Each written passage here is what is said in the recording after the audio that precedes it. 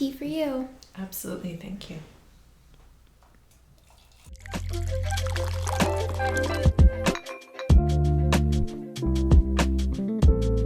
Amazing. Thanks so much. You're welcome. So here we are again. And this is episode 4. Yes. Can you believe it? We're more than halfway through this season. It's crazy. It is. Feels like it's flown by. Well, welcome. We are here in our podcast after the last client, where we just talk openly and honestly about our experiences as therapists, what comes to us after a long day of working with clients. And this space is just meant to be a way to debrief, discuss, have those conversations that we were normally having in the kitchen here. Yeah. Well, thank you for that lovely and warm welcome. As usual, we just wanted to share our disclaimer about this podcast. Just reminding everyone that this is for us to kind of share and reflect and connect, as you said. But it is not at all meant to be a substitute for therapy. That's right. Thanks, Hilary. And maybe it would be good for us to introduce ourselves just quickly. Someone may be listening for the very first time. Yeah. So I am Melissa Reid. I am a registered social worker here in Ontario and a therapist at Counselling and Psychotherapy. I work with adults, people over the age of 18. And in my work, I'm typically working with people who have come to me because they've experienced loss of some kind, they're grieving, they've experienced a relational injury or some form of trauma over the course of their lifetime. And that's typically the population I work with, although, of course, people can come with any presenting concern for me and I can see how I can work with them. Or if it's outside my scope of practice, I'll refer them to someone here at Commentary. Yeah. And you also do supervision. I do. I always forget that part. It's okay. It's a new part. It is a new part. I've only been doing it for about a year. So in fairness, I've been supervising students for years. Taking this on with other therapists has been something new for me. Yeah. I am Hilary. I am a registered psychotherapist here at Commentary. Similar to Melissa, I only work with adults. I do not do kiddos, but we have wonderful children's therapists here. If you do have kiddos that you would like to get in therapy, I do a lot of work with young adults. I love working with kind of people in ages like 20 to 30, but also see clients up to infinity, as you like to say. And I do a lot with like anxiety, depression, self-esteem, self-compassion, general life stressors, life adjustments, things like that. And I work from a variety of different kind of therapeutic approaches. Some of my favorites are acceptance and commitment therapy and compassion-focused therapy. And that's me in a nutshell. Love it. Thank you so much. Yeah. So today we're going to talk a little bit about the therapists we thought we were going to be. Yeah. What a fun topic. Yeah, I'm excited big one. about this one. And we're going to cover, who we thought we were going to be, what being therapists has taught us, and also how the work has changed us, and what we learned from clients. Yeah. Lots of good stuff today. I'm thinking so. Yeah.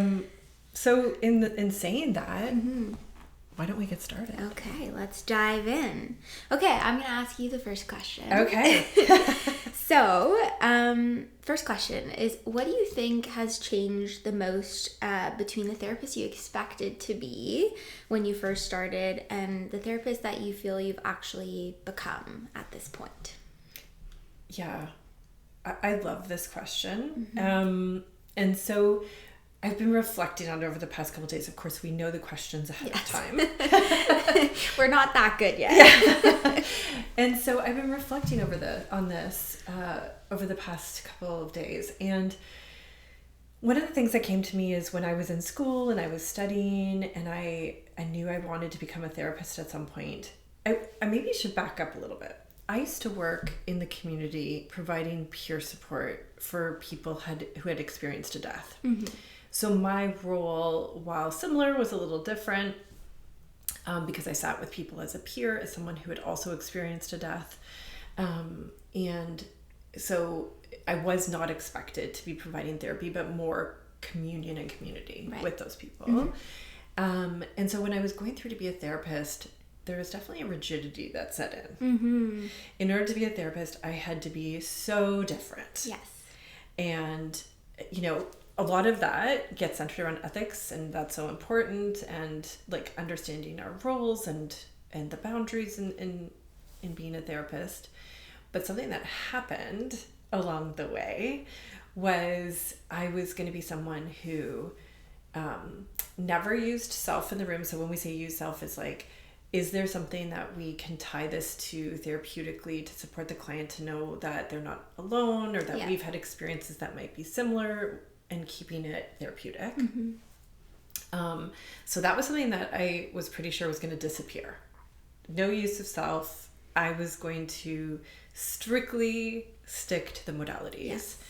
And the other piece, so narrative therapy tends to be a great therapeutic intervention and tool with clients, which is telling the story of what they've experienced and then using that to reframe some of the hurtful or unhelpful thoughts and experiences that come out of hard stuff. Right. To give people some space and some difference in perspective. So I really also thought I was going to use narrative therapy and CBT. And for the first couple of years, I think it worked. Yeah. But I felt rigid in the room. Yeah. There were times where I would get stuck because there would have been, like, because of that rigidity, I wasn't able to move. And so the therapist I've become, and this is due to colleagues, supervision, we're going to talk about this a little later, but clients that we've learned from. What's happened for me is, one big thing that I think my clients would say is I'm more willing to bring humor into the room. I see the therapeutic tool that allowing ourselves to laugh and experience a moment of joyfulness in the room, how important that is to healing work as well. I've moved more into therapy models like IFS and EMDR that have moved away from this really cognitive processing type work to more mindful, inward seeking therapy models. And I've allowed myself to see the benefits of use of self, of that common humanity piece. For a lot of clients, they come in and not only have they not told this to anyone, but they think they're the only person that has ever had this thought or not been able to move through this feeling. Right. And so sometimes there's opportunities to share something that we've experienced to help with that common humanity piece. Really what it meant was I had to be thoughtful about it, but that it was possible and it wasn't the same as peer support. Yeah, absolutely. And I think that's where self-disclosure comes into play with therapy. And for people who might not know what that is in a therapeutic sense, it's when the therapist may decide that it is clinically helpful, appropriate, or useful in some way to share like pieces of a personal experience. We're obviously not hijacking the session and talking about ourselves, but it is more about that piece you said of relatability, tuning into common humanity. You're not alone in this. Other people have struggled with this, whether that's you as the therapist or other people, right, that we may have talked to. It's a really helpful and valuable piece in therapy, and I think really, as you said, helps clients feel like they're not alone. It's just about connection. It's, it was very awkward in the beginning when people would say, oh, do you have kids? And the way that we were trained with this idea that we're a blank slate, I would sometimes feel like, do I say that I have kids? Am I allowed to answer? Right? Or if I did, it would just be yes and move on, which from the client perspective, I can see how it might felt like you're not allowed to know anything about me. You're shut out.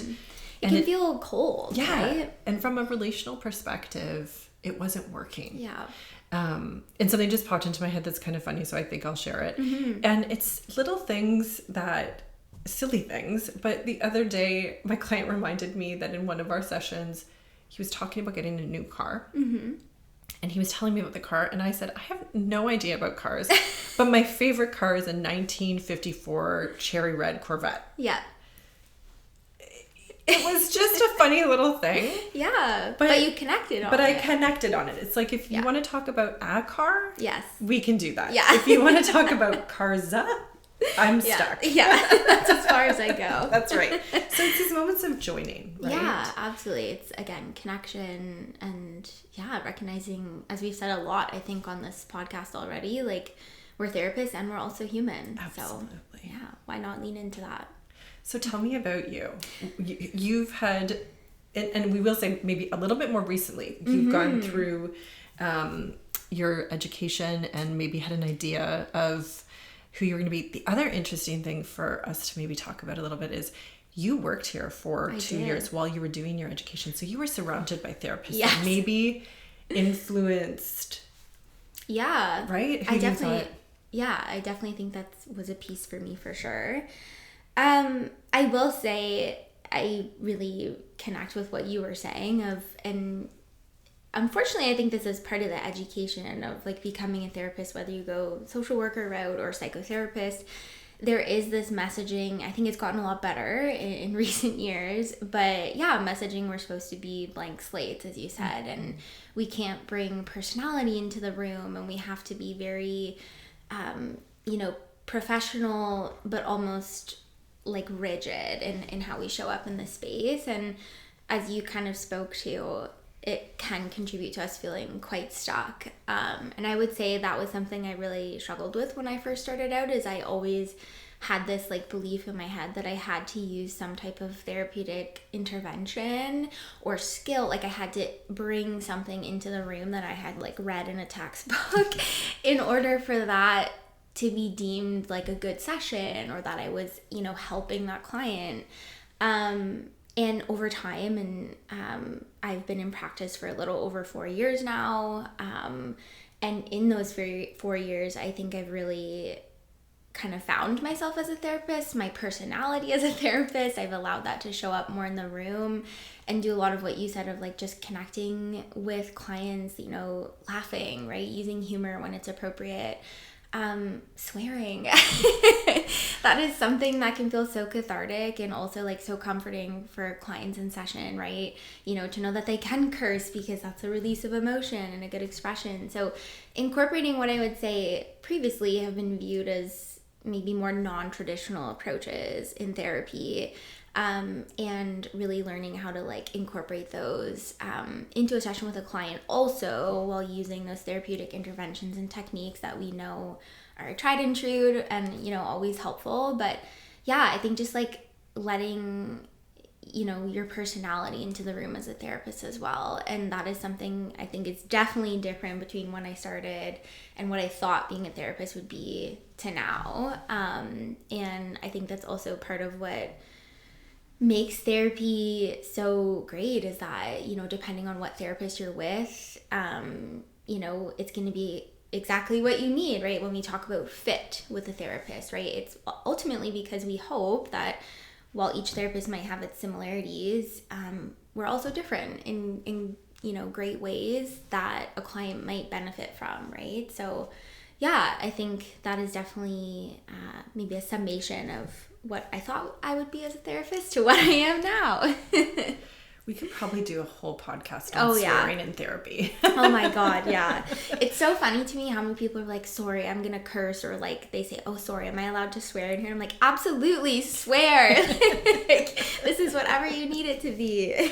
Absolutely. And the thing that, we notice about pieces like that, and you can hear, I've experienced that too, the graciousness and like, am I allowed, and the permissions, but it can also give us insights into like where shame lived in this person's body's experiences and what they were told about, whether they were good and bad. Yeah, absolutely. Yeah, that like dichotomy. So yes, even when you ask us if you can swear, there's a part of us that's assessing we're clocking that. Okay, so tell me, Hilary. Yeah. Has the work changed you as a person? And if so, in what ways? That's a big question. It is. But I love this question. And yes, 100%. It has changed me as a person. I do believe becoming a therapist was, I don't know, a bit of a natural calling. Maybe like I really gravitated towards this work. So I do think there were parts of my personality that kind of maybe already fit with this profession. I also think... Do you want to name those parts? What are some of those parts? Oh, okay. What parts are these? My empathetic part, a part that's curious, you know, to learn about people and maybe what's happening for them. A caring part. I have always been someone that is, and I guess that kind of ties in with an empathetic part, but yeah, just like really enjoying showing care and kindness to other people. That's a big part of it for me. Yeah, my learning part, I'm fascinated by the brain and psychology and like everything I've learned about mental health. That's always been something I gravitated towards. I used to always say I wanted to be a neuroscientist or like a neurologist, but I don't do well with blood, so I was quickly scratched off the table and I went the other direction. But yeah, those are maybe a few of the parts that kind of really connected with this career already. Yeah, and then I think, you know, looking at who I am now as a person, it's honestly just taught me, and this is something I've actually learned, I think, more personally from you, is just giving people generous assumptions, slowing down before we have a reaction, you know, or trying to take a step back and think about what might be happening for this person. And yeah, I think that's it's not always an easy thing to do, but I think it's such a gift to be able to do that, and really gives you a different perspective as you move through the world, as you move through different relationships. Yeah, and it, you know, I don't want to, I guess, play into the stereotype of like psychoanalyzing everyone all the time. We don't do that, but I will say, like, there are parts of being a therapist that you just can't really turn off. Like, I think it has made me such a better listener to my friends, to my family, and while I'm not their therapist, like, it does feel rewarding to be able to like create space for them, you know, to talk about something that might be going on in their life that they're struggling with, and that they feel safe enough to come to me with those things and trust me with those things. Yeah, I think it's also really taught me the value of what it means when someone's vulnerable with me. I know and witness like almost every day how hard that is for people. And so when people in my life, you know, are vulnerable with me, I am really grateful for that. And like, I realize how big of a deal that is.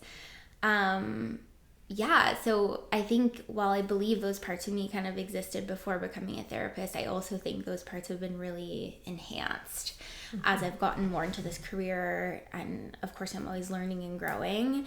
Yeah, and I do have to say, like, in this last year in particular, I've really loved who I've become as a therapist. I, like many people, really struggled with imposter syndrome and self-doubt, and still do. But I have also found such a confidence, I think, in my work this last year, which has been really amazing to feel and acknowledge. And I just feel like I've really kind of found my niche as a therapist. And there's times where I will sit there and be like, wow, I really love my job. And I'm so grateful that I get to do this, not only for the clients, but also Calming Tree and the community and you and like everything that this space is. Yeah, I'm very grateful. That's a lovely answer. Yeah. Thank you. You're welcome. What about you? How would you say that this work has changed you? Yeah. So one thing that comes to mind is raising children. Yeah. So I've been raising children throughout this career. Mm-hmm.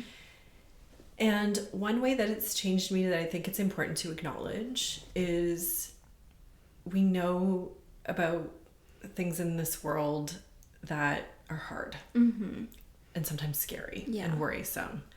And I've had to work really hard and sometimes still struggle with this to not be that helicopter parent. So the way that this has played out in my life, for instance, is having a teenage kid, my oldest, say to me at some point, you know, you can't parent me like something bad's going to happen to me all the time. Right. he was like 16 and it was a bit of a wake-up call to, I'm not going to suggest by any means that I all of a sudden stopped parenting him that way. You're like, I guess I'm done with this. He may listen to this someday and have a different opinion. But it does change that perspective a bit to go out into the world. And what I've started to recognize, and I think I challenge people here sometimes, and I even challenge myself, is this tunnel vision perspective, right? Of like, we hear a lot of hard, and then it's really easy to go out into the world and believe that around every corner and at every minute, the hard could touch us. And so that's a piece that I think is a layer that we live with. And so I think that piece is important to acknowledge, because it does show up in my life. It does show up in my relationships. It shows up in my partnerships, friendships, and I have to work really hard to ground myself in the present with those people and not in what we hear in the room. And then I would say the other way that it's changed me is growing as a person and navigating a nervous system that has become calmer and calmer throughout this work. So I'd say when I first started this work, I had a nervous system that I rarely paid attention to, hoped that everything was going to work out. Could stay grounded in the room, but outside the room would have the nervous system reactions, right? The quick to impulse, quick to anger or frustration. And in working with clients, and I know this is going to lead us into another question, but in working with clients, well, it's not perfect. You do the work with them. You do the work to slow down. We have to. We're often that first kind of delve into that space of slowing down, right? Of working with the anxious parts or the scared and worried parts to be more present. And so we have to do it in order to help our clients do it. We do it with them, alongside them. And so in that constant practice, and I say this to clients all the time, you probably do too, it needs practice. The skills and the strategies that you learn in counseling are not a hear it, do it kind of thing. It's a hear it, practice, slip backwards, practice some more, and then we get to a point where we're practicing less and doing it more. It becomes more habitual. And I will always say to clients, practice makes progress. That's right. Not practice makes perfect, practice makes progress. So that's what I've seen over my lifetime, is being a therapist has allowed me, not only in my own therapy and my own supervision, but being a therapist itself has allowed me to have a calmer nervous system, to do the skills that I help clients learn, to stay more present. And I'm so appreciative of that, because it's a byproduct I didn't anticipate. A lovely byproduct. It makes so much sense when you say it out loud, but I think as entering the career, it wasn't something I thought I would need or that I would get. Well, I think that's a big part of it too, is like, while we're teaching clients and learning for our clients, we are also learning so much for us and ourselves, and not only from ourselves, but also from our peers, our colleagues, like through supervision, all the training we're able to do. While sometimes those can feel like chores, they also teach us so much, like not to just help our clients, but also to help us. So it does kind of have like a byproduct or an indirect effect, if you will. Absolutely. Okay. So last question. Yes, last question. So this is, we kind of already alluded to this, but, what is something that a client has taught you that something like supervision never could?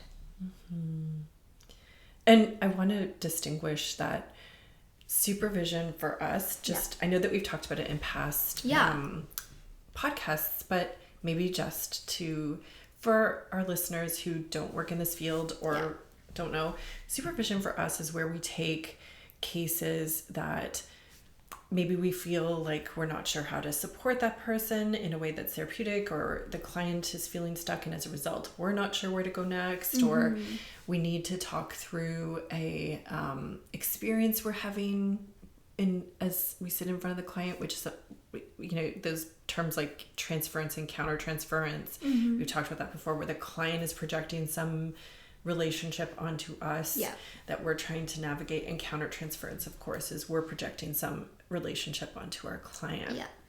So our supervisors, and taking those things to supervision, are the people the therapists who have been doing this for a long time, who can challenge us, support us to investigate this, get curious about it, and often help open up where we need to go next. Yes, absolutely. Yeah. So even in that differentiation, I think it can be helpful to see where a client might teach us something that our supervisor won't. And what I would say is transformation is always possible. That's beautiful. Yeah, I've just watched so many clients come in and sit on my couch, and the initial belief is, this is never going to change. It's always going to be the same. It's always going to be this hard. I'm never going to be okay. And we have to sit in that. And we do. And we sit in that sometimes for a lot longer than they might have anticipated. And then I get the opportunity to watch those thoughts and beliefs shift and them work through and move through the pain and the feelings that are creating those beliefs to a place where they can hold that with tenderness. And I say this to my clients, I'm sure that you've experienced this feeling as well. Like, there is a part of me that would love to have just a little snippet of that first session to let them see and hear who they are, and then that session where they're like, I think I'm gonna take a break. I think we've done what we need to do, and then take a little snippet from that and let them see the transformation. Because sometimes our clients, they will say that they get it, but they sometimes don't see how dramatic it is and how much movement there's been. And we get the opportunity to see that. It's been so rewarding, but also in hard moments for me, it reminds me that it won't always be this way. I was just thinking about that it does kind of offer that mirroring effect of, we can think about all the hard things that our clients have gone through and things that we've, sat with them through and saw them get to the other side of it. So when we're going through something incredibly difficult, we have that almost as like evidence, right? To kind of, replay in our brain of like, I can do this too. Like, it feels really uncomfortable and this is so hard, but I can do this, and we are going to be okay at some point. So another way it's changed us as a person. Yes. Right? Yeah, exactly. Yeah, I think. What about you, Hilary? Tell me. Well, I think there's lots of, things that I've learned, from clients. One of them, I think, is what I just said, right? Of like, humans are incredibly resilient, ourselves included. And I think it's such a privilege to be able to witness that in so many different ways through clients' journeys. Also in ourselves as therapists, we have to deal with some really hard stuff as therapists sometimes, and even seeing how we get through that and we navigate it. It's a powerful thing. And I would say also just the power, like something else I've learned through clients is the power of presence and connection in a relationship.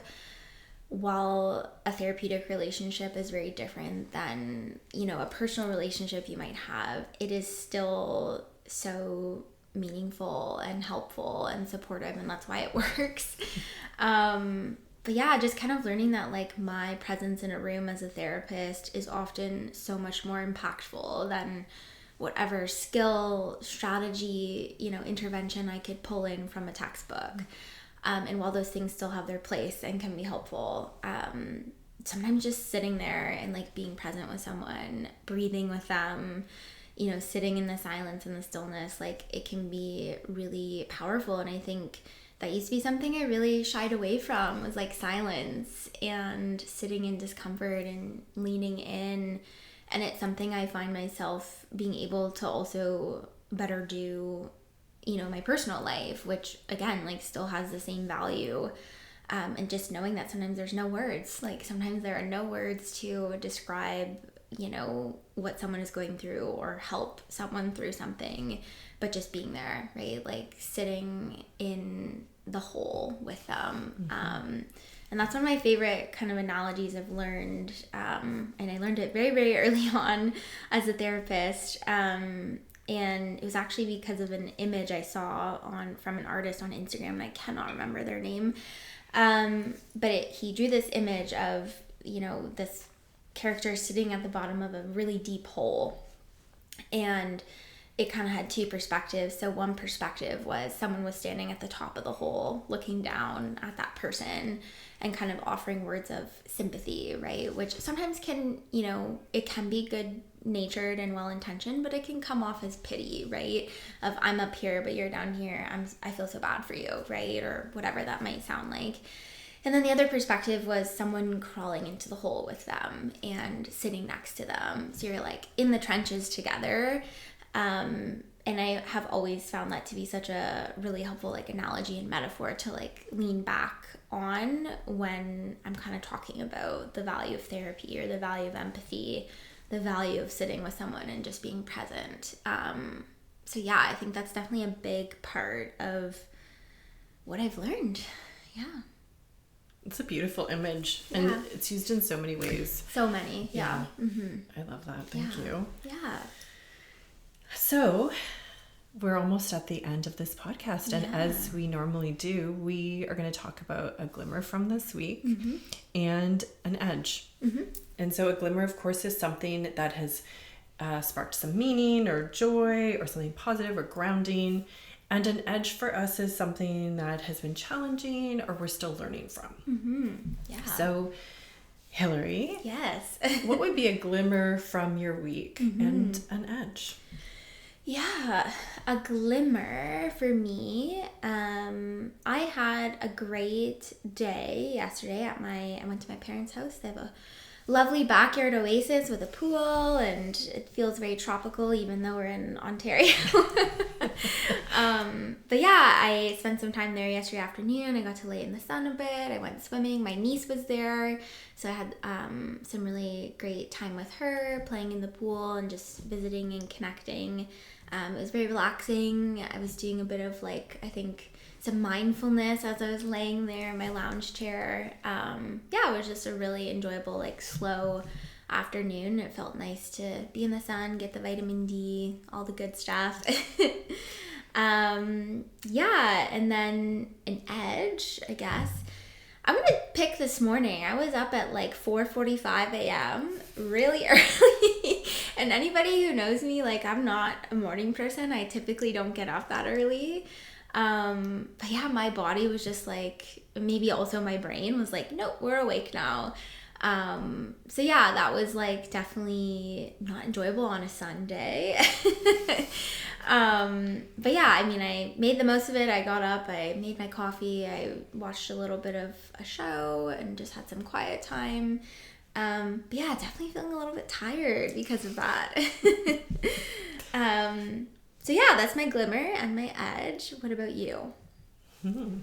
So yesterday I got to garden, and anyone that knows me knows love gardening. I love gardening. I love flowers. You can't see me, but if you are watching this on video, you can see that my arms are covered in flowers as tattoos. But it's something that I came to throughout my life, and it became really grounding.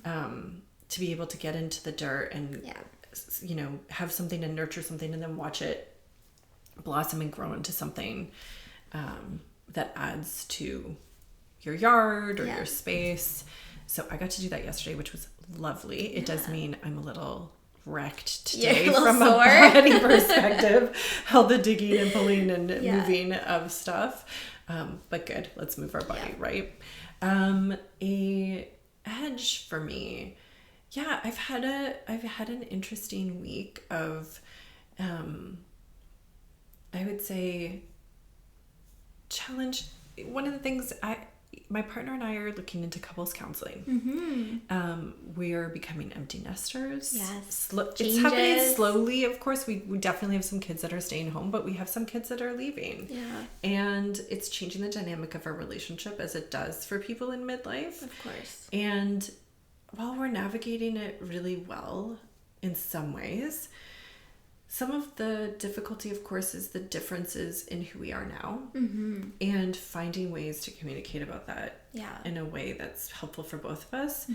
My partner is not a therapist, and sometimes I rely on that therapy part more than is helpful for the two of us.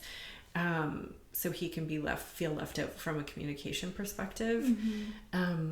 So the learning edge was one. Trying to find someone in a sea of therapists is hard for everyone. Yeah, there's me so included. many. And then we have, of course, that fun part of we also can't know these people or have dual relationships with these people, and so the community becomes very small. Yeah, it's an added layer to navigate. Yeah, so it was a bit of a challenge. We did meet with someone. I'm very excited. She's lovely. Great. So I think that will be the thing that helps us navigate this new place and learn how to talk about it in a way that is helpful for both of us. Of course. Well, thank you for sharing that. Yeah. Well, therapists go to therapy Yeah. too. We have real life struggles. Yes. Usually your therapist has a grand therapist and another grand therapist. Everybody. There's a therapist for every therapist. That's right.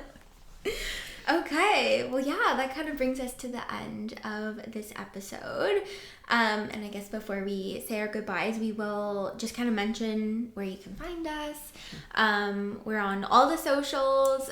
We do have an Instagram, which is Calming Tree Counseling, as well as our Facebook page. Our podcast in particular, After the Last Client, can be found on YouTube, Facebook, LinkedIn, TikTok. It's linked on our Instagram and our Facebook page. It's also on our website. So if you just look up our website, which is calmingtreecounseling.ca or just calmingtree.ca, we have both variations. But yeah, you can pretty well find us everywhere with just a quick Google. It's perfect. Yeah. I love it. And just to talk about Calming Tree Counseling and Psychotherapy for a second, because that's where we both work. We're in Kitchener-Waterloo, so Southern Ontario. We have a bunch of therapists here. So as you mentioned earlier, Hilary, we have children's counselors to look after kiddos as young as 4. Yes. And yes, I'm going to say it, all the way out to infinity. We have therapists who work with teens and youth and adults, people that work in relationships, couples counseling, family work. So we like to say that we have a therapist for wherever you are in a family or whatever challenge might be happening for you.